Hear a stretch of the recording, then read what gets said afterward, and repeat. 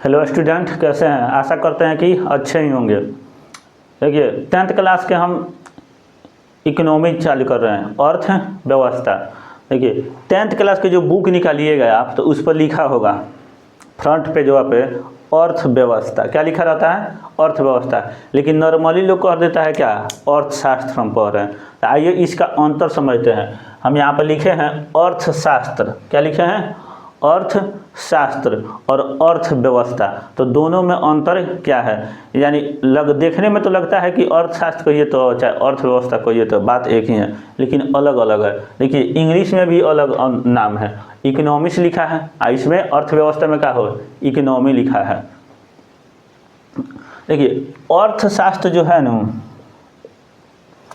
अर्थशास्त्र में आर्थिक सिद्धांत और नियमों का, आर्थिक सिद्धांत और नियमों का अध्ययन करते हैं। किसका अध्ययन करते हैं? सिद्धांत और नियमों का। किसका? आर्थिक।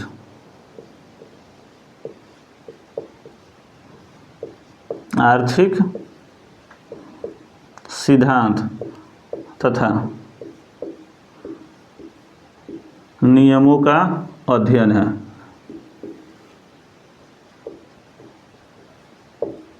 अध्ययन है क्या है? नियमों का अध्ययन है। यानी अर्थ मतलब रुपया पैसा का, सिद्धांत का होना चाहिए और नियम का होना चाहिए। इसका अध्ययन अर्थशास्त्र में करते हैं। अर्थशास्त्र यानी नियम कानून का होगा, ये अर्थशास्त्र में लिखल है। किसी देश या क्षेत्र में व्यवहारिक प्रयोग जब इसका करेंगे, इस नियम का किसी देश में, किसी देश कहिए या किसी क्षेत्र कहिए, किसी क्षेत्र में व्यवहारिक प्रयोग,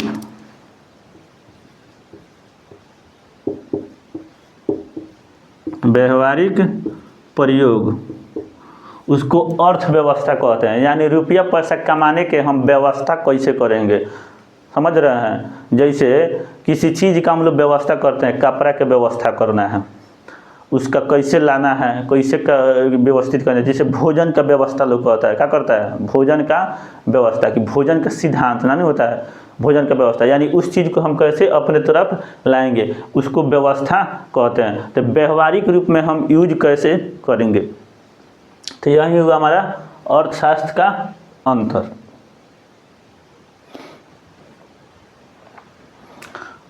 अर्थशास्त्र में कहिए तो किसी वस्तु के सामाजिक विज्ञान को इसको कहते हैं, अर्थशास्त्र को क्या कहते हैं? सामाजिक विज्ञान कहते हैं। जो संसाधन के, सामाजिक विज्ञान है अर्थशास्त्र, जो संसाधन के आवंटन, उत्पादन, वितरण, इसको क्या कहेंगे? सामाजिक विज्ञान। जो संसाधन के आवंटन, वितरण, अर्थशास्त्र के आवंटन, वितरण या उत्पादन कहिए या उपभोग कहिए। आवंटन, वितरण और उत्पादन, उपभोग।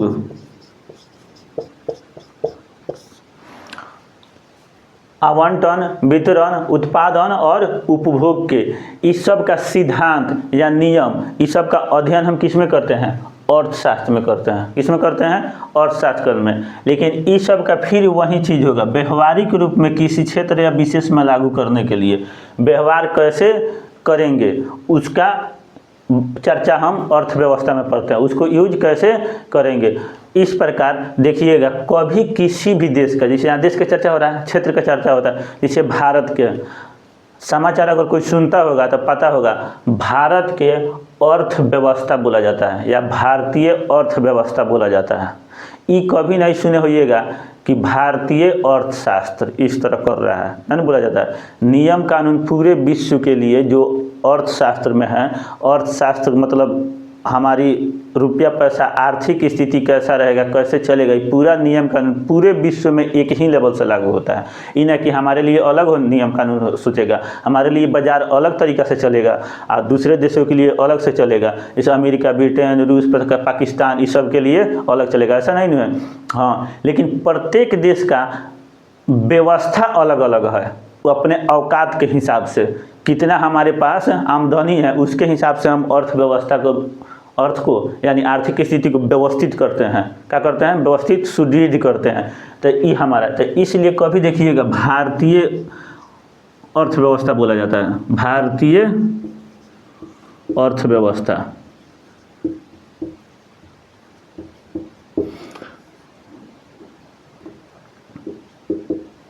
उसी तरह चीनी अर्थव्यवस्था यानी चाइना की अर्थव्यवस्था बोला जाएगा, अमेरिकी अर्थव्यवस्था, इस तरह अलग अलग देशों का अर्थव्यवस्था। तो आपको मतलब 4-5 मिनट में हम ये समझा दिए कि अर्थशास्त्र किसे कहते हैं और अर्थव्यवस्था किसे कहते हैं। तो हम इसमें, हम लोग को 10th में अर्थव्यवस्था पढ़ना है, यानी अर्थ की, रुपया पैसा को व्यवस्था कैसे करना है, कमाना कैसे है, कैसे लाना है, उसको व्यवस्थित रूप से यूज कैसे करना है, हमारे पास जो भी संसाधन है उसको कैसे यूज करेंगे, तो ये हमको पढ़ना है। बात समझ आया? तो देखिए इसमें भारतीय अर्थव्यवस्था की बात कीजिए तो पहले तो लंबे समय से भारत अंग्रेजों के उपनिवेश था। लंबे समय से लगभग 200 साल तक, कितने साल तक? लगभग 200 वर्ष तक अंग्रेजों ने भारत पर उपनिवेश के रूप में शासन किया। तो अब बात आता है कि उपनिवेश किसे कहेंगे।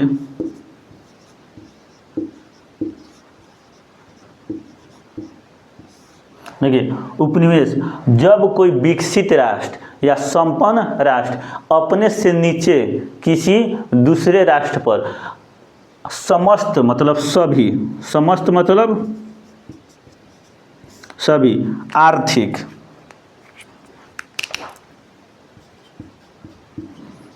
मतलब जब भी आर्थिक लिखे नू तो आप क्या समझिएगा? रुपया पैसा, समस्त आर्थिक एवं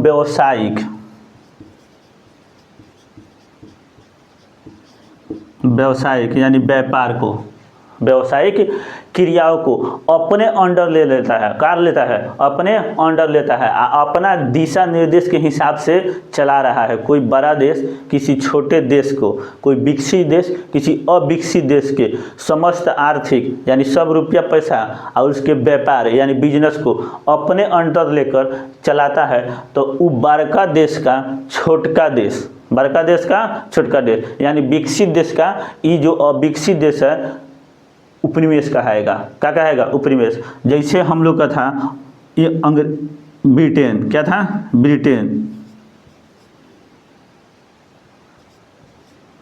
हमारा देश भारत, तो भारत कम विकसित हो गया और ब्रिटेन अधिक विकसित। ये भारत के पूरे आर्थिक और व्यावसायिक अपने अंडर हथिया लिया था। कितने साल तक? 200 वर्षों तक। तो ये भारत उपनिवेश हुआ किसका? ब्रिटेन का।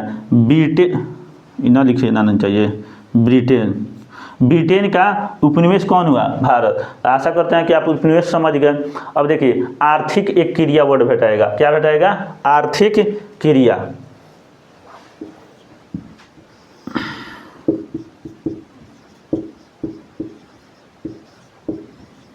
अर्थ मतलब रुपया पैसा, क्रिया यानी व्यवस्था कैसे करेंगे, आर्थिक क्रिया।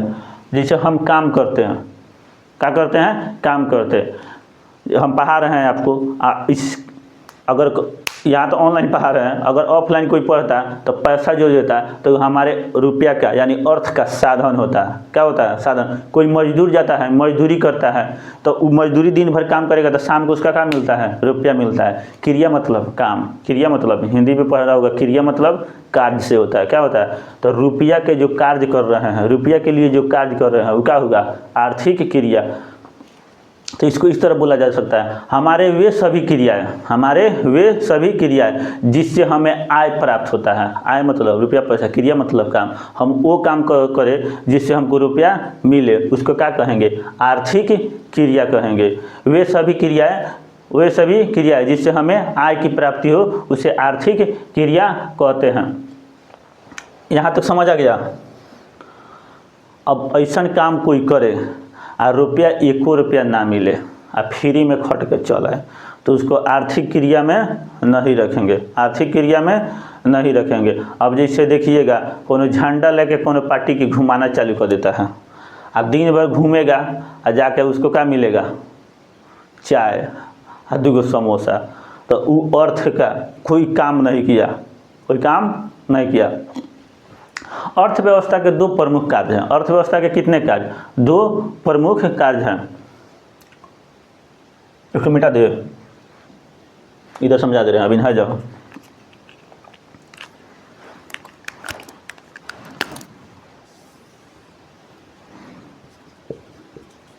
अर्थ व्यवस्था के 2 प्रमुख कार्य, 2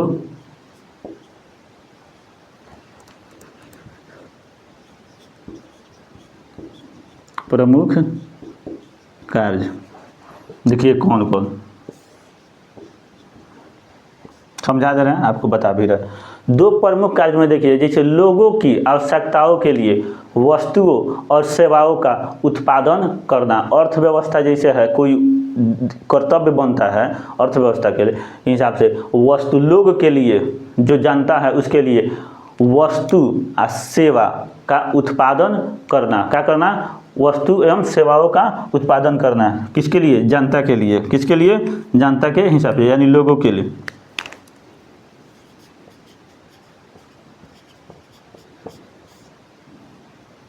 वस्तुओं और सेवाओं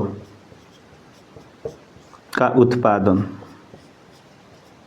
आप भी कॉपी ले लीजिएगा, जो लिख बढ़ाते जा रहे हैं, शॉर्ट जो लिखते हैं ना, इसको छोटा छोटा जो बोर्ड पर, इस तरह आप भी लिखते जाइएगा, रिवीजन करने में आपको इजी होगा। उत्पादन का कार्य होता है लोगों के लिए, ये एक पहला काम हो गया। उसके बाद अर्थव्यवस्था का ये है कि अर्थव्यवस्था में लोगों के लिए रोजगार के अवसर प्रदान करना। क्या करना, रोजगार।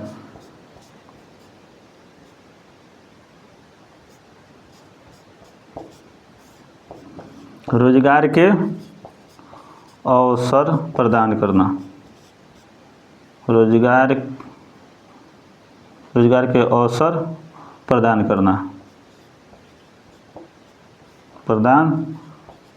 करना, वस्तु एवं सेवाओं का, अर्थव्यवस्था के पर कार्य में देखिएगा, वस्तु एवं सेवाओं का उत्पादन करना, यानी फैक्ट्री वैक्ट्री ये सब डालना। जैसे हमारी जैसे डेयरिंग है, इसकी हमकी आवश्यकता है, तो जैसे मार्केट में रहेगा तब ना हम लाएंगे।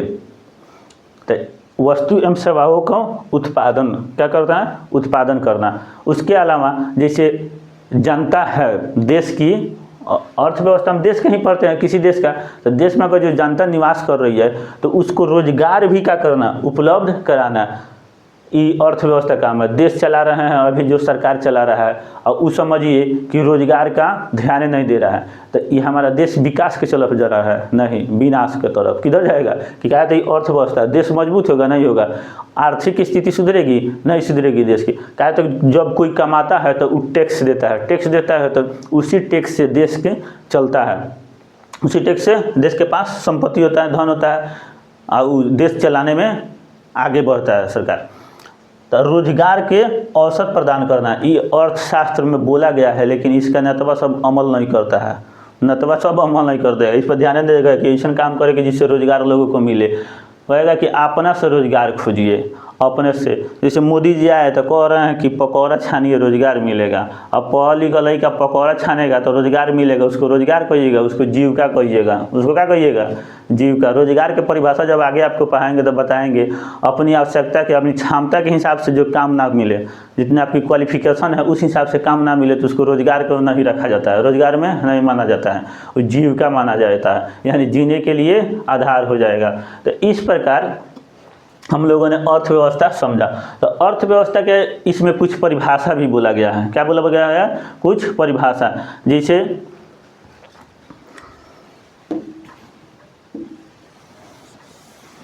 एक ब्राउन अर्थशास्त्री हैं, क्या है, ब्राउन बोलते हैं, तो मिटा देना आपको, अर्थव्यवस्था।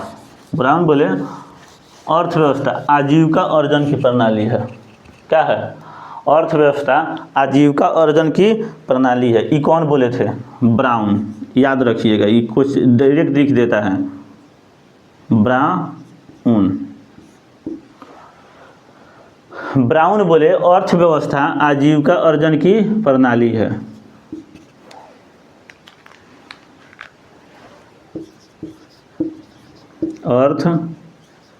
अर्थव्यवस्था आजीविका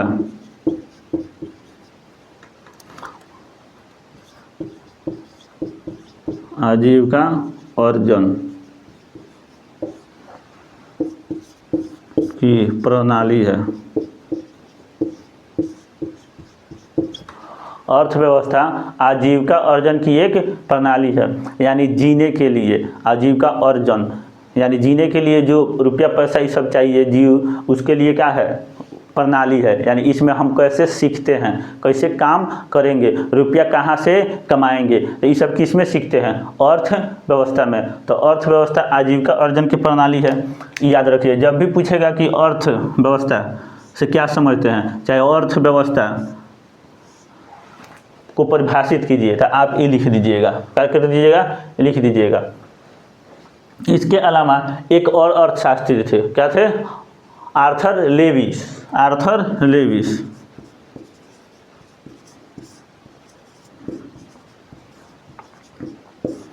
ये बोले थे आपको, किसी राष्ट्र